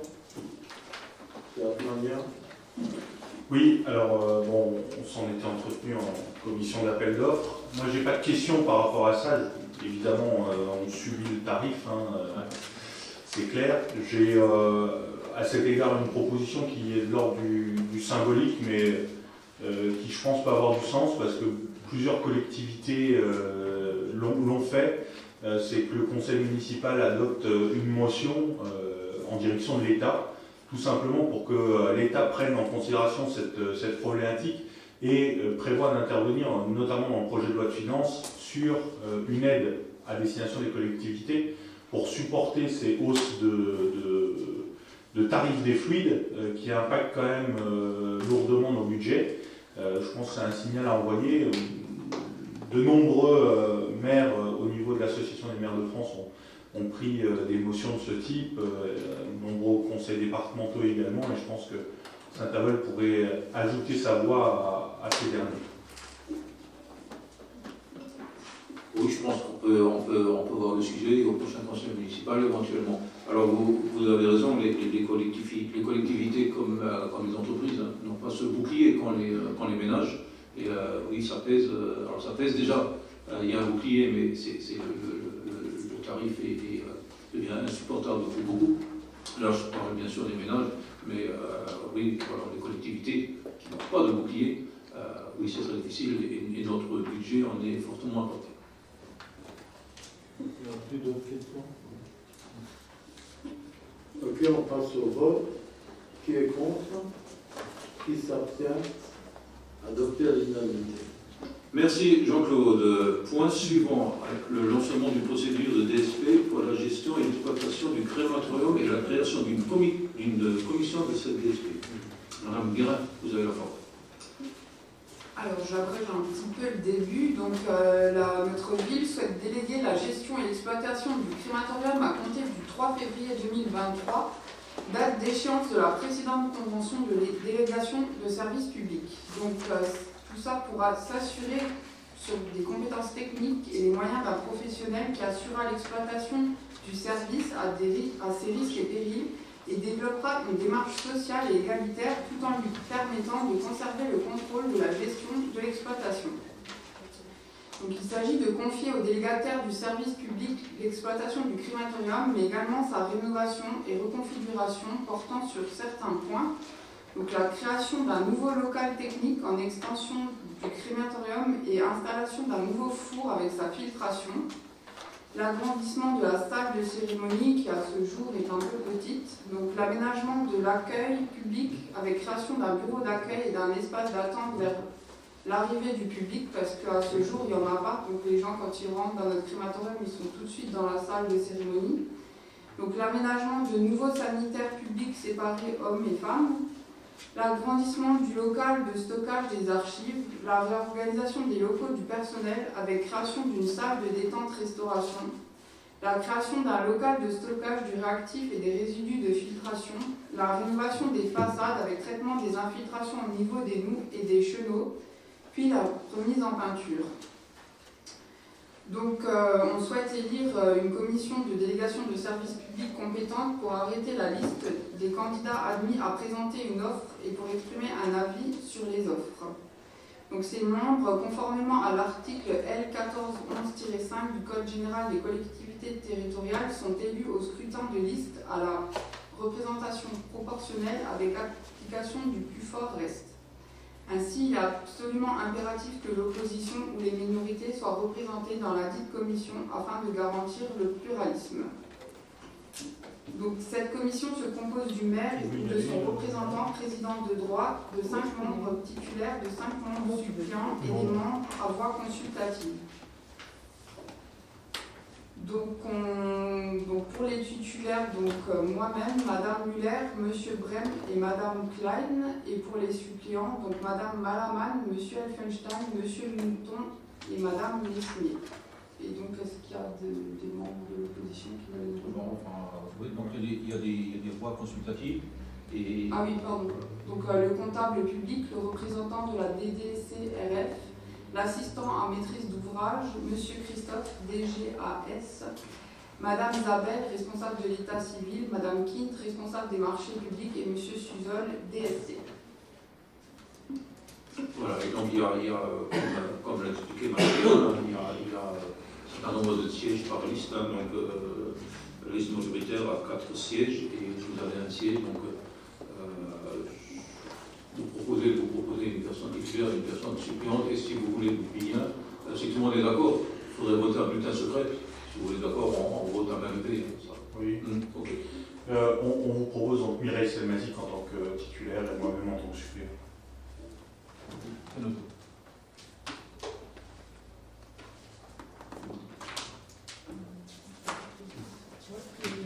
Qui est contre? Ouais, 5 minutes. Ah, c'est bon. Donc, qui est contre? Qui s'abstient? Merci beaucoup. Je pourrais quand même rajouter quelque chose.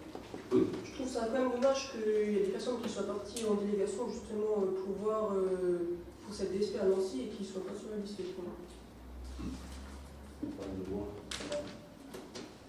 Pas un peu, mais bon. D'accord. Ok. Bien, Point suivant, avec l'actualisation du tableau des effectifs. Madame,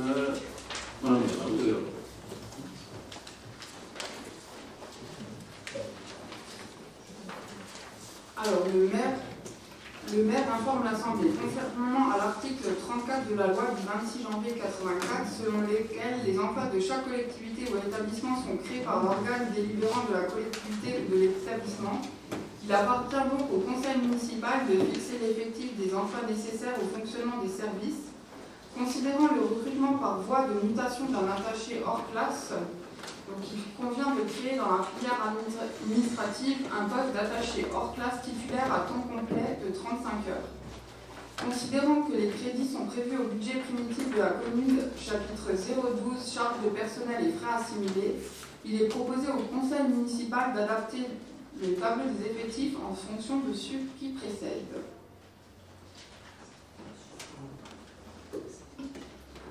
C'est la première, oui. Non, normalement, tu dois dire est-ce que vous avez des questions?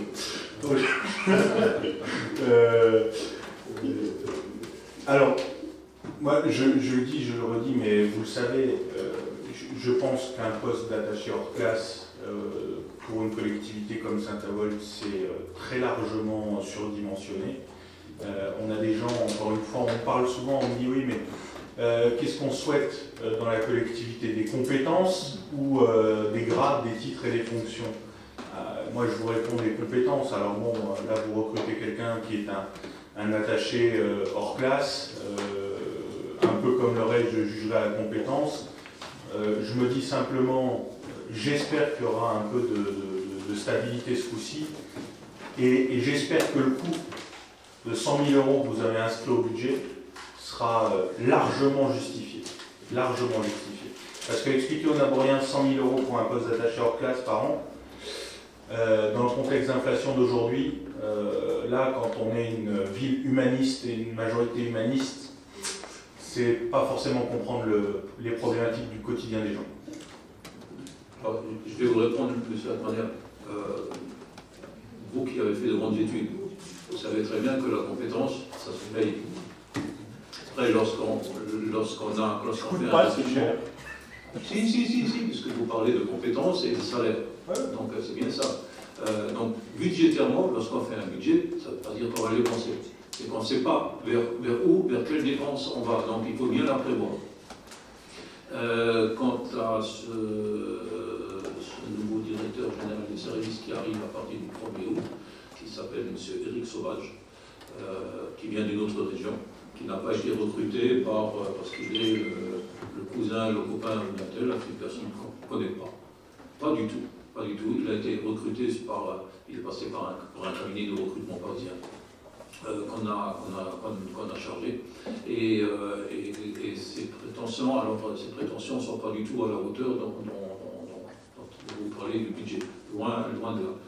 Il a des prétentions qui correspondent à son expérience et à ses compétences. Et je lui fais toute confiance sur la mise en place d'une direction, on va dire, la meilleure possible pour arriver à remettre un peu d'ordre là-dedans, dans le fonctionnement complet. Et quand je dis ça, je pèse mes mots. Voilà. Il y a un vote là-dessus. Il y a un vote. Qui est contre, qui s'abstient? Merci, Madame Guérin. Alors, les points supplémentaires. Point supplémentaire numéro 1, qui est la gratuité du parking du nouveau centre. C'est monsieur le Tuilly qui le porte. Merci, monsieur le maire. Donc, c'est une happy news parce que c'est l'instauration de la gratuité du parking du nouveau centre du 1er juillet 2022 au 31 août. Donc, par diverses délibérations du conseil municipal, votre assemblée a décidé la mise en place du stationnement payant sur les parkings de la ville.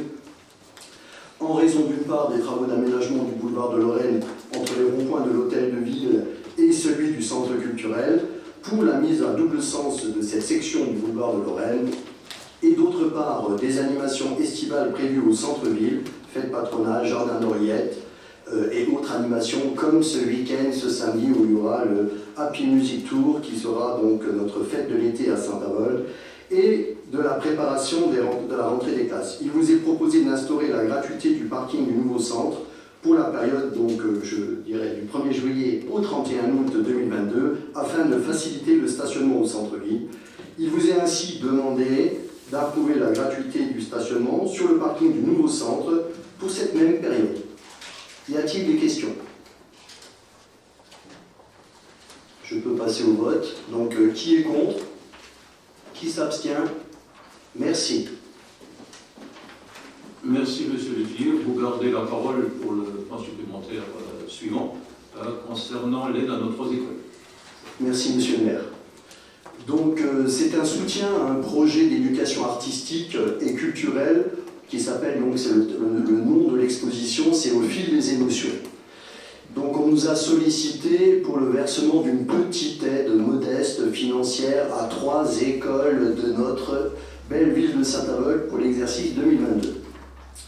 Dans le cadre des actions de redynamisation du cœur de ville menées, la ville de Saint-Avold a souhaité soutenir un projet d'éducation artistique et culturelle au fil des émotions qui est réalisé en partenariat avec le ministère de la Culture, la Direction régionale des affaires culturelles, Grand Est, site de Metz, et l'inspection de l'éducation nationale, avec l'implication de nos 3 écoles primaires. À travers ce projet artistique, alliant de l'éducation morale, civique et des arts visuels, les élèves ont pu développer, durant cette année scolaire, leur sensibilité, leur connaissance de soi et des autres, mais aussi de contribuer à une culture personnelle riche, évoluant aux côtés de 2 artistes, Nathalie Zolkos et Laurence Lognon, lors de sorties pédagogiques à la médiathèque de Saint-Avold et des visites d'œuvres dans les musées de Metz. sont 189 élèves, 9 classes de 3 écoles, élémentaires du Venec, primaire Jeanne d'Arc et maternelle de la Carrière. Avec l'investissement des professeurs d'école ayant souhaité s'engager dans cet événement fédérateur, qui verront leurs œuvres exposées dans le hall de l'hôtel de ville et sur les faces des panneaux d'affichage Clear Channel dédiés à la ville de Saint-Avold. Le coût total de l'action est de 2 470 €. La DRAC participe à hauteur de 1 250 € afin de soutenir cet engagement. Et après avis de la commission Attractivité, Commerce, Entrepreneuriat et Action Cœur de Ville, il est proposé à l'Assemblée délibérante d'autoriser le versement d'une aide financière à chaque coopérative des 3 écoles, la somme de 330 €, soit au total pour la collectivité 990 €, qui couvrira les frais de dépenses liées à la fabrication des œuvres et les sorties pédagogiques. Ces crédits sont bien sûr inscrits au budget du service commerce sous l'imputation budgétaire, chapitre 11, article 61-88, autres frais divers. Y a-t-il des questions? On peut procéder au vote. Dernier vote de la soirée. Donc qui est contre? Qui s'abstient? Merci à tous. Merci, monsieur le Tillier. Avant de terminer, je vais répondre à la question orale de monsieur Magnan. Monsieur le maire, depuis quelque temps, plusieurs familles naboriennes m'interpellent sur le sujet des déchets verts. Celles-ci souhaiteraient pouvoir déposer ces déchets verts dans des bacs appropriés comme les conteneurs à verre et carton. On pourrait imaginer effectuer. Il y a un petit bug. Voilà, j'imagine affecté. Oui. Ou effectué sur une période de 2 mois pendant l'été, comme beaucoup de communes dans la France, avant d'accepter définitivement cette opération sur les périodes de 2 à 3 mois. Certes, les sceptiques ne souhaitent pas ce service aux personnes. Ces mêmes personnes continueront à se plaindre des incivilités. Pourtant, il y a matière à donner de la satisfaction pour des personnes sans véhicule adapté pour se rendre à la déchetterie.